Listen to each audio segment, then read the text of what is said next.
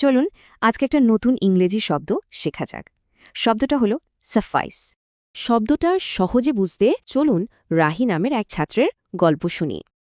আজ রাহির একটা খুব জরুরি পরীক্ষা আছে, কিন্তু সমস্যা হলো ওর কাছে কলম আছে মাত্র একটা।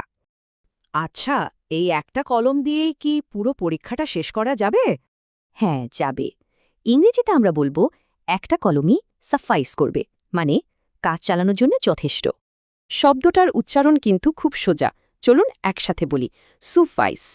তাহলে রাহির গল্পে আমরা বলতে পারি পরীক্ষার জন্য একটা কলমই সাফাইস করবে। চলুন এবার কিছু বাস্তব জীবনের উদাহরণ দেখি, তাহলে ব্যাপারটা আরও পরিষ্কার হবে। যেমন ধরুন, একটা প্রজেক্ট শুরু করার মতো টাকা আছে, মানে কাজটা কোনো মতে শুরু করা গেছে। কিংবা ধরুন মিটিংয়ে ছোট্ট একটা ব্যাখ্যাই তখনকার মতো যথেষ্ট ছিল। আবার দেখুন, অ্যানিভার্সারিতে হয়তো সাধারণ একটা উপহারই কাজ চালিয়ে দিয়েছে। এখন একটা মজার জিনিস খেয়াল করা যাক, এই শব্দটার মধ্যে একটা অন্যরকম অনুভূতি আছে।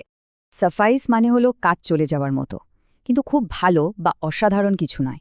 তাহলে মনে রাখতে হবে, সাফাইস মানে হলো কোনো মতে প্রয়োজন মেটানো, এর বেশিও না, কমও না।